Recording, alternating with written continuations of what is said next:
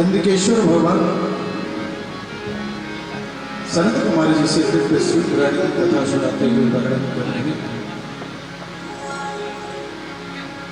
ब्रह्मादि समस्त देवता वैवाहिक जीवन व्यतीत कर रहे थे। एक बार सभी देवताओं ने मन में विचार किया, कैलाशपति भगवान भोलेनाथ का भी विवाह संपन्न होना चाहिए, लेकिन किससे? वो आदिशक्ति महामाया मां भगवती जगत जननी जगदम्बा शक्ति रूप में अवतरित हो तो भगवान का विवाह। उस शक्ति के अवतार के लिए देवताओं ने ब्रह्मपुत्र दक्ष प्रजापति से निवेदन किया, दक्ष जगत के कार्य के लिए आप कुछ। दक्ष कहते क्या करूं? मां भगवती आदिशक्ति जगदम्बा आपकी बेटी बने और पालन पोषण करने का सौभाग्य आपको मिले और उस बेटी का विवाह भगवान भोले के साथ संपन्न हो। भगवान शंकर शक्ति के साथ सारे जगत का और भी कल्याण।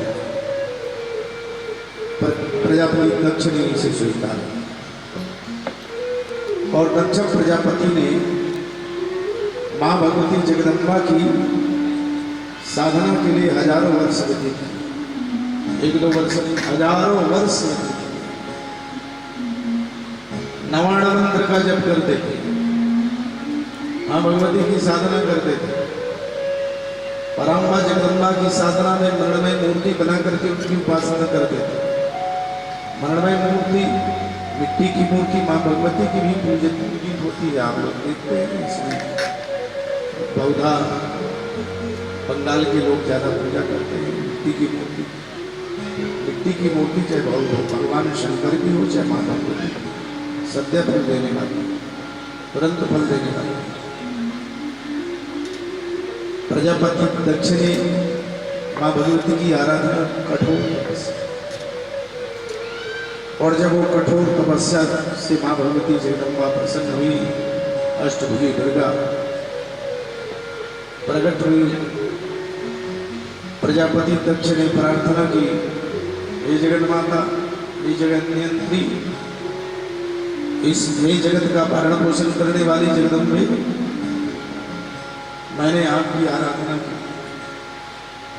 मां कहती क्या चाहिए? कि जगत में आज तक जो आपसे कोई न मांगा होगा वो मां कहती कोई ऐसी वस्तु है जो मेरे सामने अधेय हो मां? तो प्रजापति दक्ष ने बड़े प्रेम से कहा, मैं आपको अपनी बेटी बनाऊंगा। हे शक्ति, हे जगत कल्याणी, मेरी बिटिया बनकर के आप आए, मुझे आपका पिता बनने का सौभाग्य है। जगदम्बा ने कारण पूछा कि जब आप विश्वंभरा बन जाएंगी तो भगवान भोलेनाथ के साथ में आपका परिणय होगा। शक्ति के साथ भोलेनाथ जगत का कल्याण। मां भगवती ने कहा, प्रजापति दक्ष, तुमने ऐसा वरदान मांगा है, मैं वचनबद्ध तो आज तक वास्तव में किसी ने नहीं मांगा, लेकिन मैं जगत कल्याण के लिए जरूर तुम्हारे इस मनोरथ को पूर्ण करूंगा। मां भगवती अंतर ध्यान हुई। इस समय पाकर वही जगदम्बा प्रजापति दक्ष के यहाँ अवतरित होती है। बोली जगदम्बा महारानी। देवताओं ने पुष्पवृष्टि की है और प्रजापति दक्ष को मंगल बधाई देने के लिए सभी देवता सती उमा आदि नाम से विख्यात नहीं है। प्रजापति दक्ष की बेटी पड़ी। ऋषियों ने यहाँ पर आशीर्वाद के साथ निवेदन किया कि दक्ष बेटी के द्वारा शिव की आराधना कराओ, तो शिव की आराधना। प्रजापति दक्ष भी अहंकार, जब विवाह के योग्य बेटी हो गई तो जो देवताओं का उद्देश्य था उस उद्देश्य को लेकर देववृंद आए। प्रजापति दक्ष से निवेदन किया, प्रजापति दक्ष तुम देव कार्य के लिए भगवान शंकर के साथ में अपनी इस बेटी का विवाह किया। प्रजापति दक्ष ने मना किया, मैं अपनी बेटी जिसे मैं इतने कठोर तप से पाया, जिसके घर नहीं, बाल नहीं, रहने का कोई साधन नहीं, जो घर पर कुल होए विवाह में क्या देखना चाहिए? वर के पहले घर, वर को देखो, वर को देखे जाए तो आप लोग देखते, देखना भी चाहिए। सबसे पहले घर, घर का तात्पर्य है केवल रहने के लिए, वो कुलीन परिवार है कि नहीं, श्रेष्ठ वंश है कि नहीं, ये सब बातें देख करके तो जो घर वर कुल हो तो बेटी। प्रजापति दक्ष ने जब इनकार कर दिया तो देवताओं ने प्रजापति दक्ष को समझा, भोलेनाथ को क्या समझा? संसार की सारी शक्ति इन पर है, संसार का भरण पोषण करने वाले हैं, उनको क्या करें? हर दृष्टि से आनंद ही आनंद है, कोई कमी नहीं। प्रजापति दक्ष के समझाने से, देवताओं के समझाने से प्रजापति दक्ष ने अपनी बेटी का विवाह भगवान शंकर के साथ कर दिया। भोलेनाथ सती को विवाह करके और पधार गए कैलाश, और बरगद वृक्ष के अलावा कैलाश से सब कुछ भी नहीं। खैर जगदम्बा सती के साथ में भगवान बड़े सुखमय जीवन से निवास करने लगे, रहने लगे। संयोग बना, कालांतर में कुछ दिनों के बाद में तीर्थराज प्रयाग में कुंभ हुआ, और उस कुंभ में समस्त देवताओं के साथ भगवान शंकर को भी जाना पड़ा। शंकर भगवान ने सती से कहा, आप आराम से कैलाश में रहो, हम देवताओं का कुंभ हो रहा है, संपन्न करा करके आते हैं। भोलेनाथ चले गए, सती रही जाती। नंदकेश्वर भगवान कहते हैं सनत कुमार से, जब भगवान भोलेनाथ पहुंचे, देववृंद से भगवान भोलेनाथ की स्तुति वंदना आदि की और बहुत प्रसन्न हुए। सभी सभा में विराजमान थे, देववृंद भी विराजमान थे, जैसे आप लोग ऋषि मणि से संत सब सभा में थे। प्रजापति दक्ष आ रहे थे, ऐसे मंच में कोई विशिष्ट जन आए तो सब लोग स्वागत करते हैं। ऐसे ही सभा में जब प्रजापति दक्ष आने लगे तो सभी ने खड़े होकर के स्वागत किया। मंच में भगवान भोलेनाथ थे, देवव्रत भी खड़े हो गए, सब खड़े हो गए। अच्छा, प्रजापति दक्ष ने देखा सब खड़े हो, भोलेनाथ नहीं खड़े। ये जमाई भगवान प्रजापति दक्ष ने कहा, अरे सब देवता मेरा सम्मान करें और मेरा जमाई ही मेरा अपमान करे। हाथ बबूला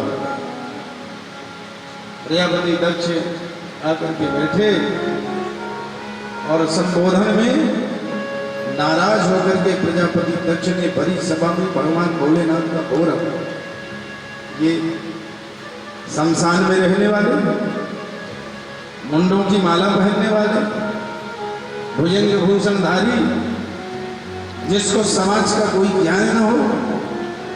अरे मैंने पहले ही से कहा था देवताओं से, ये मेरे लायक नहीं है जमाई हो गया, लेकिन देवताओं ने मुझे बेबस कर ये भोलेनाथ को मेरा जमाई बना दिया। तमाम दुनिया की बातें कहे, लेकिन भोलेनाथ तो भोले ही ना, भगवान शंकर तो भोले ही। ध्यान रखना, भोले तो हैं, लेकिन कहीं नाराज हो गए तो साथ में भाले ही लगते,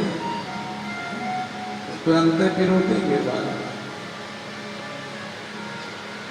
भोले यदि शांति का प्रतीक है तो भगवान का जो भाला है, त्रिशूल है, वो प्रलय का प्रतीक है।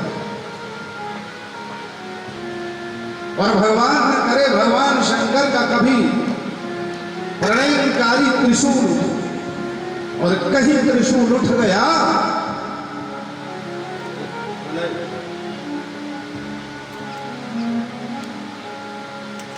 भगवान शंकर कभी हरदम त्रिशूल नहीं उठाते। त्रिशूल उठता है जब भगवान भी नहीं उठा। पूरे देवता बैठे हैं, ऋषि मनीषी संत बैठे हैं, क्यों नहीं? अब व्यवहारिक पक्ष में पिता और ससुर एक तुलना में होते हैं। अपने बड़ों के बीच भगवान चूंकि व्यवहारिक जीवन व्यतीत कर रहे हैं भोलेनाथ, और दक्ष प्रजापति भगवान शंकर के ससुर हैं, इसलिए ससुर के सामने ज्यादा तेज आवाज में न बोले, एक मर्यादा का पालन करें। भगवान ने उसने चाहते तो नहीं बोले। आप सबको शिक्षा दिया कि कभी पत्नी के पिता का, पत्नी के भाई का, सीधी सी बात, ससुराल वालों का कभी अपमान नहीं होना चाहिए। वो वाकई में नहीं करते, आप लोग करना भी नहीं चाहिए। अपमान करके घर में झगड़ा करना, घर में झगड़ा करना हो तो कर दो। और भाई आएगा तो खुशामद तो होगी, चाहे कोई तीसरा आए तो लेना, भाई आएगा खुशामद तो, और उस खुशामद में आप सम्मिलित हो जाओ, आपको भी बढ़िया अच्छा मिल जाए खाने पीने के लिए, तो मौज करो।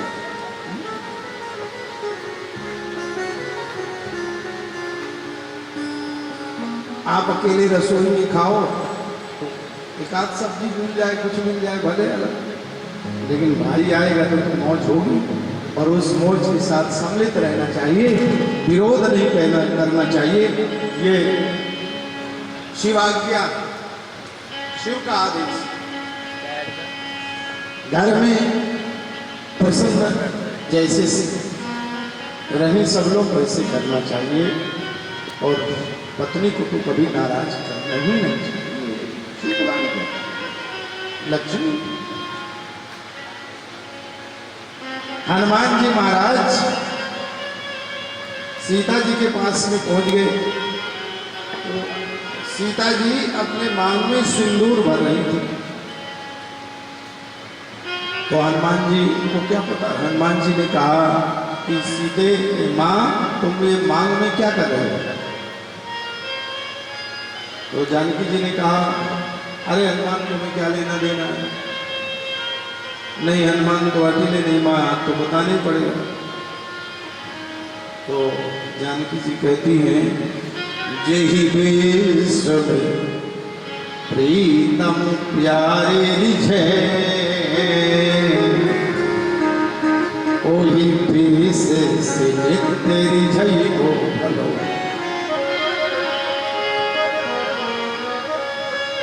जानकी जी कहते हैं, घर का वातावरण और पति जिसमें प्रसन्न रहे, जानकी जी कह रहे हैं, वैसे करना चाहिए। हनुमान जी कहते हैं, सीधी सी बात कीजिए। जानकी जी को कहना पड़ा कि सिंदूर लगाने से पति प्रसन्न होते हैं, मालिक प्रसन्न होता है। तो हनुमान जी महाराज सर्वांग शरीर,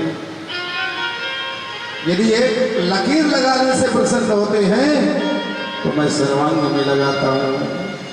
पहुँचे प्रभु के ठीको सिंदूर को, सियावर मेघ लगाने लगे।